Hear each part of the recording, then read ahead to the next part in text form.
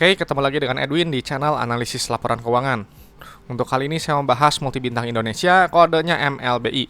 Kita lihat kinerjanya menarik nggak berdasarkan laporan keuangan 2025 Q3-nya dari sudut pandang saya. Oke, kita langsung aja ke analisis. Ya, untuk MLBI selalu kita cek. Yang pertama itu adalah dividen payment history-nya, ya. Dan MLBI ini memang dari dulu sampai sekarang bagus, ya. Dia track record dividennya jelas gitu ya, dan 3 tahun ke belakang gitu ya, ini dia bagi dividen 2 kali setahun ya, dan tahun sekarang dia juga udah bagi interim lagi ya. Jadi ini bagus ya, perusahaan ini baik, bisnisnya nyata, ada keuntungan yang bisa dibagikan kepada kita pemegang sahamnya yang jadi nilai tambah. Perusahaan itu penting ya, harus bagi dividen. Kenapa? Karena perusahaan yang bagi dividen itu adalah perusahaan yang memang sudah terbukti profit dari bisnisnya dan juga punya kondisi bisnis yang sehat. Jadi kalau kondisi bisnis yang nggak sehat ya nggak akan bisa bagi dividen gitu ya. Perusahaan yang nggak bagi dividen bisa jadi perusahaan tersebut cuman untung di atas kertas saja, atau ada problem sama bisnisnya, atau cuman kayak owner perusahaannya aja yang biasanya merangkap sebagai komisaris dan direksi. Nah, jadi untuk MLBI ini bagus ya, dia jelas gitu ya, layak untuk dilihat lebih lanjut.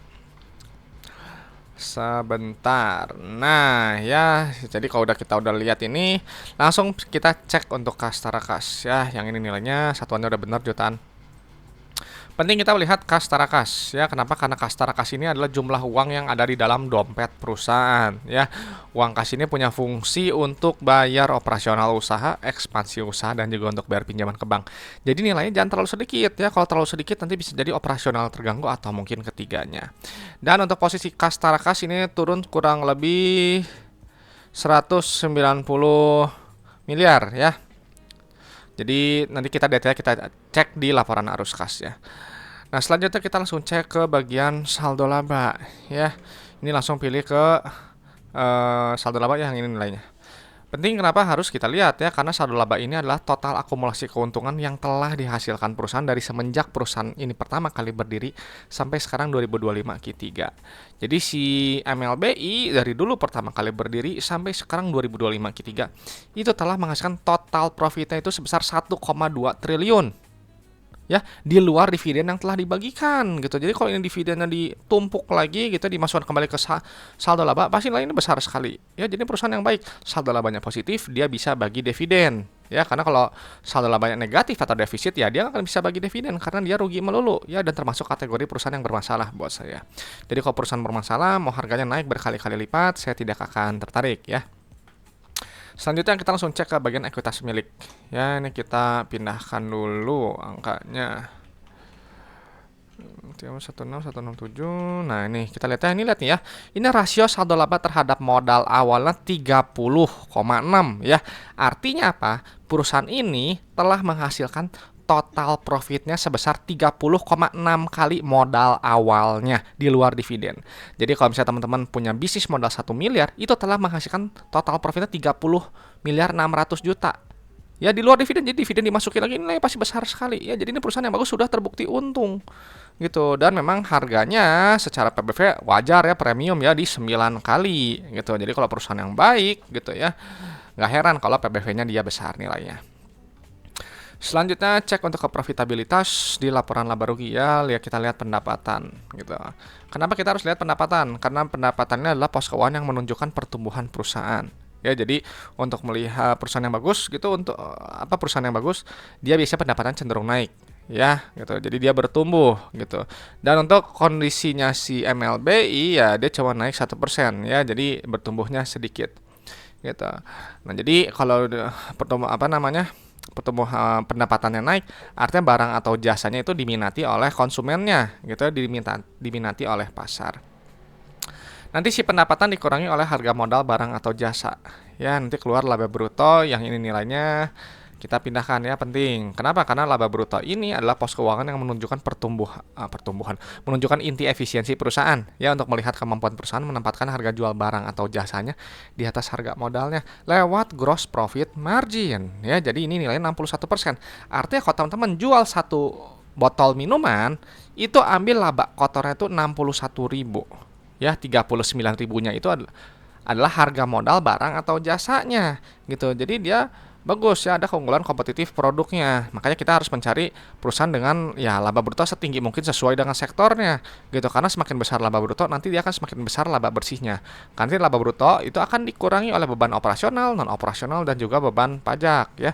Nanti keluar inti dari laporan laba rugi yaitu laba bersihnya. Ya, yang ini nilainya. Gitu. Kita pindahin dulu.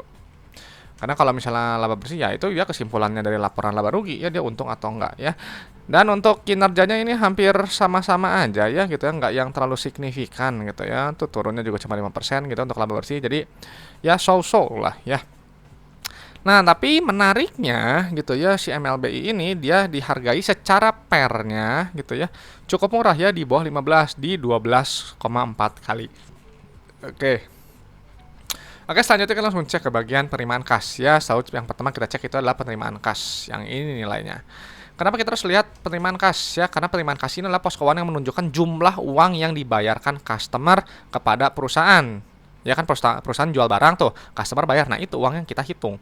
Ya dia berbeda dengan pendapatan gitu. Kalau pendapatan dia sifatnya cuman akrual ya. Jadi simpan itu dicatat aja di atas kertas. Ya. Nah, tapi kalau penerimaan kas ya uang yang benar-benar diterima oleh perusahaan. Dan ini rasionya tinggi ya, 99%. Bagus ya, artinya perusahaan itu customer tuh bayar hampir selalu full.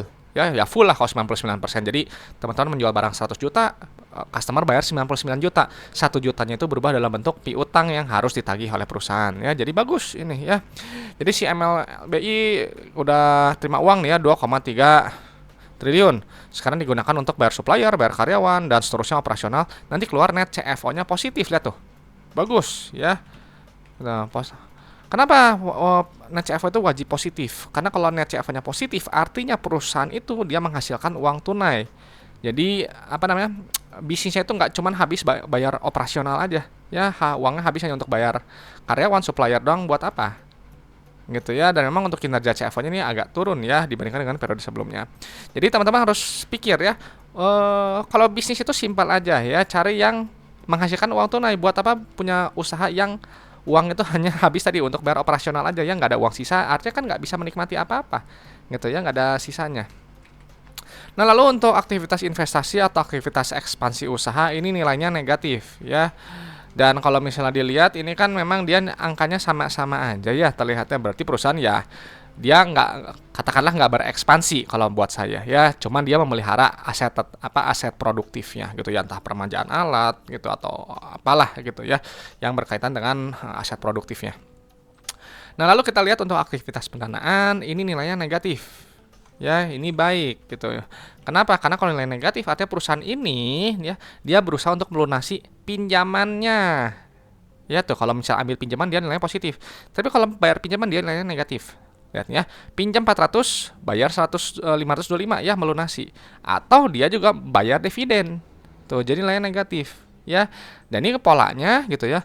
Ini plus min min ya, ada penurunan kas tara kas ya. Kalau yang sebelum ini memang lebih bagus ya, plus min min dan ada kenaikan kas tara kas. Tapi ingat ya, kita harus berpikir gitu, untuk apa perusahaan menumpuk kas terlalu besar? Ya, kelebihan kas itu bisa dinikmati oleh kita pemegang sahamnya. Caranya gimana? Ya, simpel aja, perusahaan itu bagi dividen lebih besar gitu ya, atau lebih sering ya interim, atau ekspansi usaha, atau bayar pinjaman yang masih ada supaya beban bunganya ringan ya. Karena kalau bunganya ringan ya dia nggak akan mengerus itu laba bersih dan juga kas. Ya, atau simpel aja buyback saham aja untuk mengurangi jumlah saham beredar sehingga nanti earning per share dan dividen per share-nya nanti lebih besar ya. Ujung-ujungnya nanti kita pemegang saham yang nanti akan diuntungkan. Ya, jadi makanya kita harus cari perusahaan yang pro kepada pemegang saham. Nah, jadi memang untuk yang periode sekarang ini plus min ada penurunan. Tapi kalau kita koreksikan ya, misalnya si dividen ini kita hapus, ini kan nilainya ada kenaikan kas. Ya, gitu. Nah, cuman MLBI dia nggak mau menahan kas, ya udah kembalikan saja gitu ya ke pemegang sahamnya dalam bentuk ini, bisa jadi interim gitu ya, cuman ya belum tercatat di sini ya gitu. Kenapa? Karena ini kan di Desember nanti akan terlihat di Q4 gitu. Simpel aja seperti itu. Oke, selanjutnya kita langsung cek untuk likuiditasnya gitu ya, untuk melihat rasio lancar dan rasio kasnya ya. Kita balik lagi ke atas, kita pindahin dulu angkanya. Kita salah ya, ini kegeser. Oke. pindahin dulu sebentar.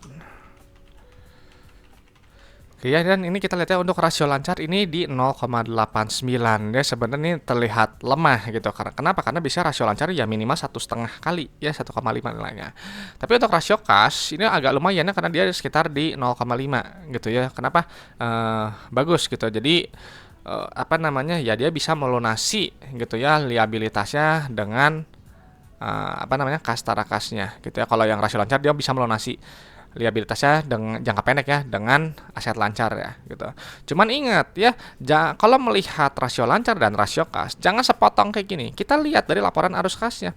Ini kan kita lihat ya, dia menghasilkan uang tunai, membayar pinjaman gitu, bisa menghasilkan uang ada uangnya gitu ya. Ini kan bagus gitu ya. Jadi rasio lancar dan rasio kas ya nggak terlalu yang jadi concern yang terlalu besar ya, karena kita lihat sehari-hari bisnisnya.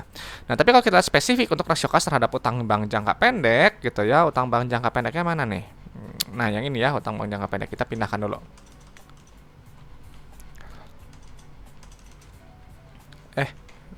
Salah, maaf. Yang ini nih, yang kita ya, nah ini kita lihat ya, rasio kas terhadap utang bank jangka pendeknya 11 kali.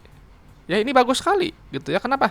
Karena lihat nih, uang di dompet 865 miliar. Utangnya, utang ke bank yang dengan bunga 75 miliar.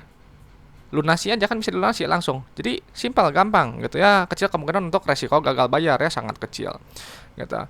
Nah, lalu untuk cek untuk solvensinya ya, untuk jangka panjang kita cari DR-nya dulu ya. Kita pindahkan dulu data total liabilitasnya.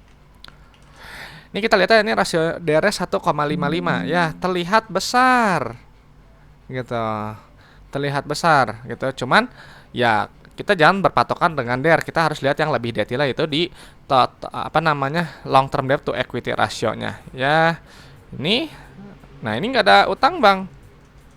Jadi untuk jangka panjang dia resikonya rendah gitu ya, karena kalau misalnya kita lihat pos-pos keuangan di jangka panjangnya juga cuman liabilitas pajak tangguhan, imbalan kerja, sewa gitu. Jadi aman gitu ya, nggak ada utang berbunga ya. Cuman memang yang kita perhatikan juga, ini lihat ya, total debt-nya turun dari sebelumnya 200 miliar sekarang jadi 75 miliar, makin kecil ya. Jadi bagus, perusahaan ini baik. Jadi setelah kita pindahkan data keuangan si MLBI, ya perusahaan ini jelas perusahaan yang baik ya, dividennya jelas gitu, track recordnya jelas, bisnisnya nyata, ada uang tunai gitu ya, dan nilai tambah untuk pemegang sahamnya ya.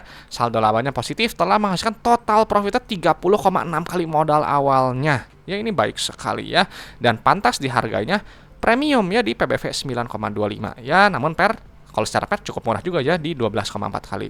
Cuman seingat saya MLBI itu kalau nggak salah kurang liquid ya. Jadi ya gitu ya. Jadi susah dapat barangnya. Nah, secara operasional juga bagus ya. Polanya plus min dan ada kenaikan kas terkas kalau kita misalnya tadi dilakukan koreksi post dividennya ya. Ini bagus sekali gitu. Lalu untuk jangka pendek terlihat lemah ya, tapi ingat operasional ini bagus ya. Jadi ini masih sangat baik ya. Lalu untuk jangka panjang juga resikonya sangat rendah ya, karena nggak ada utang berbunga gitu. Nah, cuman nggak tahu buat teman-teman menarik nggak MLBI ya gitu. Jadi silahkan teman-teman sharingkan komentarnya di jadi kolom komentar ya. Dan ya teman-teman harus tahu ya, kalau analisis laporan keuangan itu hanyalah sebagian kecil dari fundamental dan hanya menilai kinerja masa lalu sampai 2025 Q3. Jadi untuk Q4 sekarang berjalan, tahun ke depan gimana saya nggak tahu ya. Teman-teman teman-teman yang harus lakukan analisis sendiri ya, proyeksikan sendiri apakah ke depannya masih bagus atau enggak ya. Oke teman-teman, itu aja. Dan sekali lagi ya saya sampaikan bahwa ya kita nggak pernah bahas harga saham ya, kita cuma bahas kinerja aja berdasarkan laporan keuangannya. Dan informasi aja, kalau saya terbuka untuk kerjasama, sponsorship, dan juga collab, silahkan yang berminat hubungi saya. Kontak saya ada di screen dan juga ada di deskripsi video ya. Oke teman-teman, terima kasih sudah menyimak. Semoga sharing dari saya ini bermanfaat dan juga bisa memperkaya pandangan teman-teman dalam menilai suatu perusahaan. Saya Edwin dari channel analisis laporan keuangan. Sampai jumpa di video-video berikutnya.